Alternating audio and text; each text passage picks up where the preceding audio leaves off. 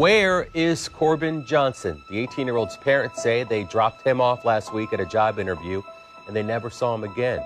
Now, if you're thinking maybe the teenager just ran away, Jacksonville police say they don't think so. Looking for answers and to alleviate their anxiety, 18-year-old Corbin Johnson's parents turn to people they know and prayer. Lord, this mother's heart is grieving. Gathering with the community advocacy group, Mad Dads, friends, and family at this Northside Vigil, you can see the anxiousness in their faces.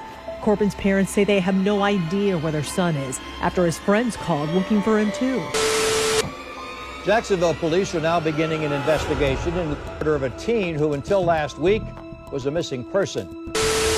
Tom, I have been looking into how police were able to identify the remains in just a matter of days. A man found them out here in this wooded area on Thursday.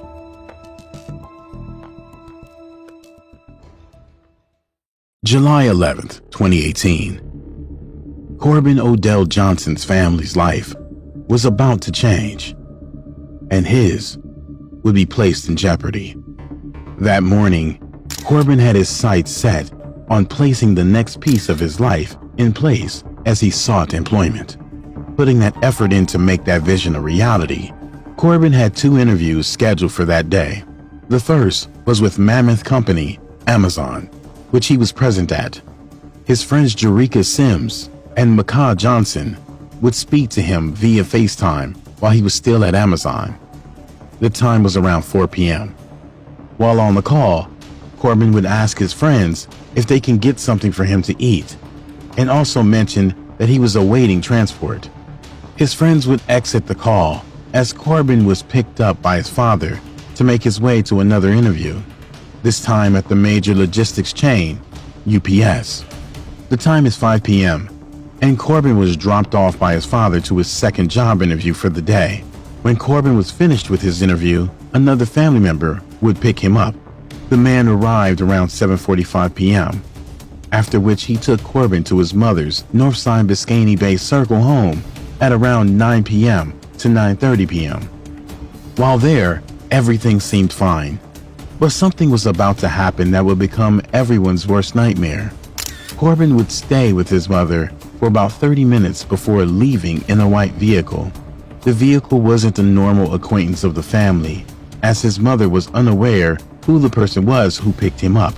Those last 30 minutes would be the last memories she had of her son Corbin Johnson. The following morning, his father would send his son a text at around 8:30 a.m. to check in on how he was doing, as Corbin wasn't selected for the job. But there was no response. Corbin did not return home, didn't answer his phone, nothing. Corbin Johnson basically went ghost. I texted him that next morning around 8:39 because he didn't get the job to see how he was doing. I never did get a response. The following morning after that, on Friday, July 13th, Corbin was still in the wind. He would regularly speak to his mother and friends via text or FaceTime in the past, but this time there was no contact at all, and everyone began fearing for the worst. His father would make a police report that day, listing Corbin as missing. 5 days would pass, and still no sign of Corbin's return, prompting the family to take action. Corbin's parents say they have no idea where their son is after his friends called looking for him too. And they were saying he's missing. They haven't heard from him, and it's not normal for Corbin. Corbin is going to text me, he's going to FaceTime me, he's going to call me, and it's been 5 days, and that's not like Corbin. Corbin was free to have his time with friends, but one rule his mother always stated was that even if you were out for the night, just be sure to contact and let her know that everything is okay. That didn't happen this time. Like most young adults, Mormon says his son's mom has one rule when it comes to the cell phone. The only thing that she asked him to do is just contact and let me know that you're okay. If you don't come home at night, okay. But just let me know that you're okay. It's been a week, and neither of them have gotten that text. Recalling that day, his friend Sims, who he regularly communicated with, would provide information stating that around 9 p.m. that Wednesday night, before he went missing, he called and they spoke again, and the last thing he said was he loved them and to be safe. Maybe Corbin knew something was about to happen that everyone else didn't, and that was his final goodbye. But who knows? The community was rallied along with the advocacy group Mad Dads at the intersection of Hart Road and Dunn Avenue, where the family said the teen was last seen to hold a vigil. The site of this vigil, a convenience store at the intersection of Harts Road and Dunn Avenue near I-95, is the place family says Corbin was last seen. There, they prayed and banded together to try to gather information and look for Corbin, while pleading with the public for any assistance. Tonight, this gathering of about 50 people, including the local community advocacy group, Mad Dads, are asking for your help finding this family's son. Looking for answers and to alleviate their anxiety, 18-year-old Corbin Johnson's parents turn to people they know and prayer. Lord, this mother's heart is grieving. Gathering with the community advocacy group, Mad Dads, friends, and family at this Northside Vigil, you can see the anxiousness in their faces.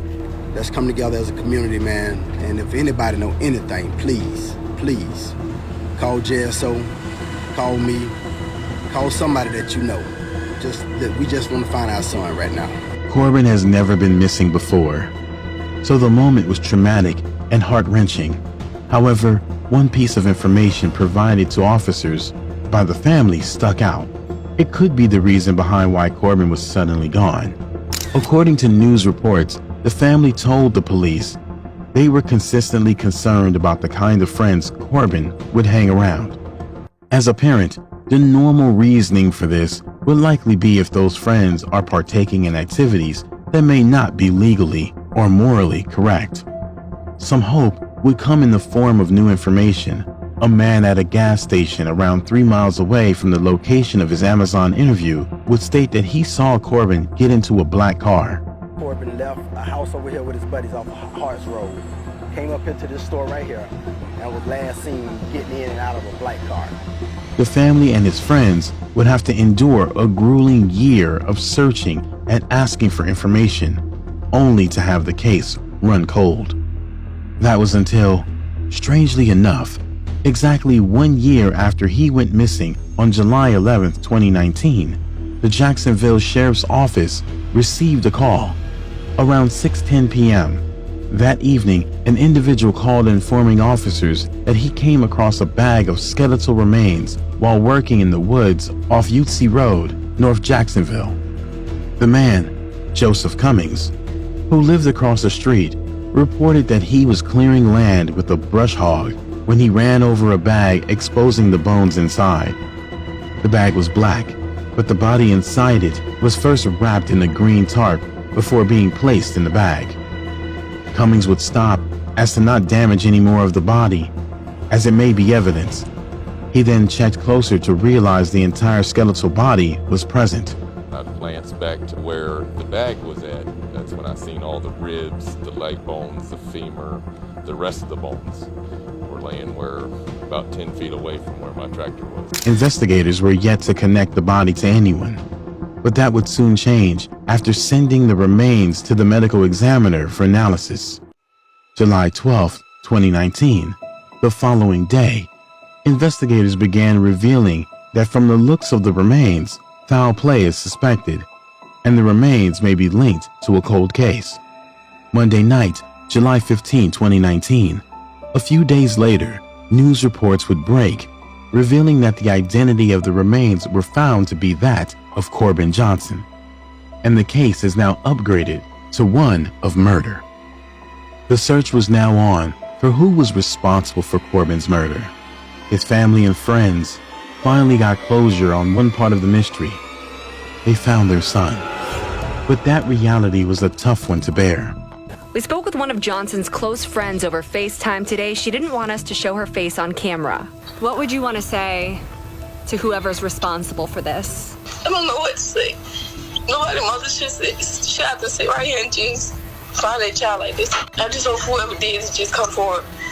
With so much hurt and pain occurring through the community of Jacksonville over the shocking and tragic discovery, what happened next would have never been expected. Family and friends had to cope with another ordeal that showed the lack of empathy of gang culture and hip-hop, and in turn, how social media can take something negative and turn it into ignorant fun. The hashtag Where's Corbin would begin trending on TikTok with 3.9 million views. Little did his mother know what was the reason for that spike in attention to her son. And I didn't understand where it was coming from. She was surprised to learn the hashtag Where's Corbin reached up to 3.9 million views on TikTok. It turns out it wasn't something positive at all. TikTokers were making funny skits about Corbin, not having any idea what happened to him or what his story was about. The viral trend was inspired by a song titled Beatbox Remix, Bibby Flow, by Jacksonville artist Julio Fulio. The song used in the TikToks was released last year. It's called Beatbox Remix Bibby Flow by local rapper Julio Fulio. What made the song and TikTok skit disrespectful to Corbin's passing, and the family was the part in which TikTokers played. The murder of an 18-year-old Jacksonville man becomes the center of a nationwide TikTok trend. Corbin Johnson disappeared in 2018. His remains were found a year later. A rap song with details about the murder has been trending on TikTok. The words of the song said, Corbin got... They found his bones. He was rotten. Where's Corbin? News reports would reveal that Julio Fulio is a member of the Jacksonville rap collective, KTA. His song was a diss to rivals with lyrics making fun of all that were murdered. The feud is a part of a long-standing one between members of the KTA and ATK, affiliates with the fellow Jacksonville rapper, Young and Ace. Jacksonville's sheriff's office has the groups down as dangerous and responsible for many crimes in the community.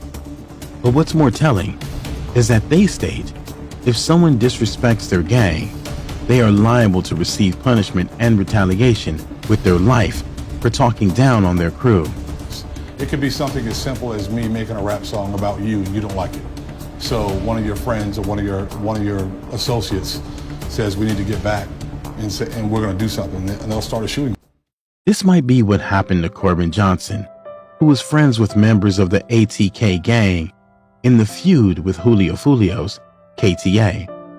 To this date, Corbin's case remains unsolved, but his name has been the subject of many disrespected by KTA members, such as Julio Fulio, in songs on the live post of his Instagram. Hopefully one day, the person responsible is found and put to justice, so the family can have full closure and know that the person who took the life of their son and caused them so much pain wouldn't be able to hurt any other family. Rest in peace, Corbin Johnson.